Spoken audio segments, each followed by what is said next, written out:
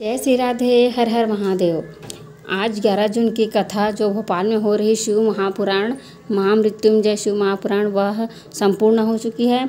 गुरुजी के जो नए उपाय हैं, जो पत्र आदि है, जो कथा की संक्षिप्त जानकारी है, वह हम इस वीडियो के माध्यम से आप तक पहुंचा रहे हैं। यदि वीडियो अच्छी लगी तो प्लीज़ लाइक कीजिए और कमेंट में हर हर महादेव ज़रूर लिखिए। भोलेनाथ आपकी मनोकामना को पूर्ण करेगी। चलते हैं कथा की ओर। आज का कथा में गुरुजी ने 2 नए उपाय बताए हैं जो हम इस वीडियो में आपको बताएंगे। चलते हैं कथा की ओर। बहुत सारे लोग कर्जा लेकर काम करते हैं। कर्जा लेना सरल है लेकिन कर्जा को चुकाना बहुत कठिन है। गुरुजी ने बताया है कि कर्जा लेकर काम ना करें। कर्जा लेकर काम करने से बहुत सारी परेशानियां आती है। चुकाने के टाइम, चुकाने के वक्त भले पैदल चल लेना, रोटी सूखी खा लेना, लेकिन कर्जा मत लेना। कर्जा के बजाय 1 लोटा जल लेकर आप महादेव के मंदिर जाना, वहाँ पर भोलेनाथ से प्रार्थना करना, वो आपकी मदद ज़रूर करेगी। पूरा जीवन कर्जा चुकाते चुकाते नरक हो जाता है। इसी कारण से 1 लोटा जल लेकर आप शिव मंदिर जाइए, वहाँ जल डालिए और शिव से अपने मन की बात कीजिए। हो सकता है भगवान भोलेनाथ आपको कर्जे लेने की नौबत ही नहीं लाएगी और आपका काम किसी न किसी रूप में हो जाएगा। चलते हैं अगली जानकारी को। मच्छर और मनुष्य दोनों काटते हैं, पर मच्छर तो मच्छर को नहीं काटता, लेकिन मनुष्य को काट देता है। मच्छर के काटने से खून निकल जरूर जाता है, लेकिन मनुष्य के काटने से पूरा कुल नाश हो जाता है। गुरुजी ने अगली जानकारी में बताया कि भोपाल की कथा में इतनी भीड़ बढ़ गई है कि 2 से 5 लाख भक्त आए हुए हैं और कुछ भक्त को 2-2.5 किलोमीटर दूर ही रोका जा रहा है। हम उनसे कहेंगे व्यवस्थापकों से उन्हें थोड़ी और पास आने दें और कथा सुनने दें। वो इतनी दूर से सिर्फ कथा को ही सुनने शिव पंडाल में आई हुई हैं, उन्हें श्रवण करने दे। चलते हैं अगली जानकारी की ओर। शमी पत्र देता है। यदि कोई और कहता है किसी आप शिवलिंग पर अर्पित कर दे तो शमी पत्र अर्पित करें तो वह कुछ न कुछ अच्छा ही संकेत देता है। यदि कोई आपको शमी पत्र दे देते हैं और कहते हैं कि इसको शिवलिंग पर चढ़ा दीजिए और शिवलिंग पर चढ़ा दीजिए बोलकर आपको अपने हाथ में शमी पत्र दे रहे हैं, मतलब आप समझ जाइए कि शिव शंकर भोलेनाथ आपको कुछ न कुछ अच्छा संकेत ही दे रहे हैं। चलते हैं गुरुजी के अगले उपाय की तरफ। गुरुजी ने कहा कि एक महामृत्युंजय मंत्र एक दिन में जरूर जप ले, वो 1000 गुना फल प्राप्त होता है। चलते हैं अगली जानकारी की ओर। शरीर में पीड़ा हो, दर्द हो या व्याधा हो, आपको एक उपाय करनी है। जो उपाय इस प्रकार है, आप सुनिए और इस उपाय को कीजिए।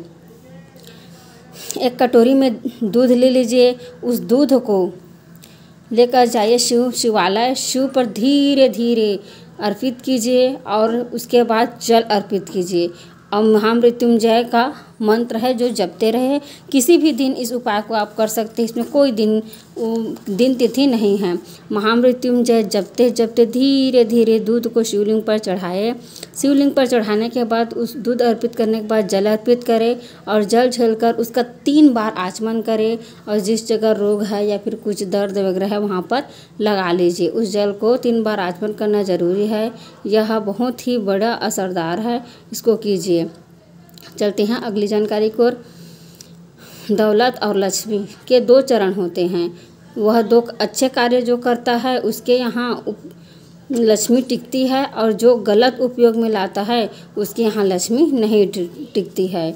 चलते हैं अगली जानकारी को। किरण जी पत्र लेकर आई। पत्र में लिखे हैं कि मेरी बेटी नौकरी 5 साल से प्रयास कर रही थी, लेकिन उन्हें थोड़ी थोड़ी जगह से चूक जाती थी। बाबा की कृपा ऐसी हुई, संभाजी नगर में हमने कथा सुना। उस कथा में हमने मनोकामना की थी, बाबा आप सच्ची हो तो भोपाल की कथा से पहले किसी भी तरह मेरी बेटी की नौकरी लगा दो। बाबा ने मेरी सुन ली और मेरी बेटी की नौकरी लगा दी। मैं उसी का आभार व्यक्त करने कथा पंडाल में आई हूँ। चलते हैं दूसरे जानकारी को। आरती जी पत्र लेकर आई। मेरी बेटी प्राइवेट जॉब करती है और पेपर्स दिलाती है और पास नहीं होता। मेरा पति जो है वो प्राइवेट जॉब में कर रहा है और बहुत सारा पेपर दिला लिया, थोड़े थोड़े वजह से चूक जाते हैं। इसी तरह से हम आपको कथा टीवी में सुनते सुनते 1 लोटा जल का प्रयोग किया और शिव पर विश्वास किया, और शिव पर विश्वास करते करते उस जल का प्रभाव देखिए गुरुजी, शिक्षा विभाग खरगोन में मेरे पति की नौकरी लग गई। उसी का आभार व्यक्त करने कथा पंडाल में आए हुए हैं। अगला पत्र आया है शेर सिंह का। शेर सिंह बोल रहे हैं कि मेरे बहुत परेशानी हो रहा था गुरुजी, तभी मैं डॉक्टर के पास गया। डॉक्टर के जांच से पता चला कि मेरी किडनी फेल हो गई है, पथरी हो गई है। ऑपरेशन को बोल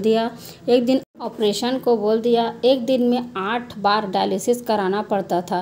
फिर मेरे घर वाले कथा सुने टीवी पर, और कथा सुनकर 1 लोटा जल चढ़ाना शिवलिंग पर प्रारंभ किया, और उसी शिव से जल झेल कर लाते और मुझे पिलाते। ऐसा कर करते 2 महीना 3 महीना हो गया। फिर हम लोग चेक कराने गए तो डॉक्टर ने बोल दिया कि इसको डायलिसिस की ज़रूरत नहीं है, और किडनी के पास 2 गांठ है, वह भी गलने लगी है।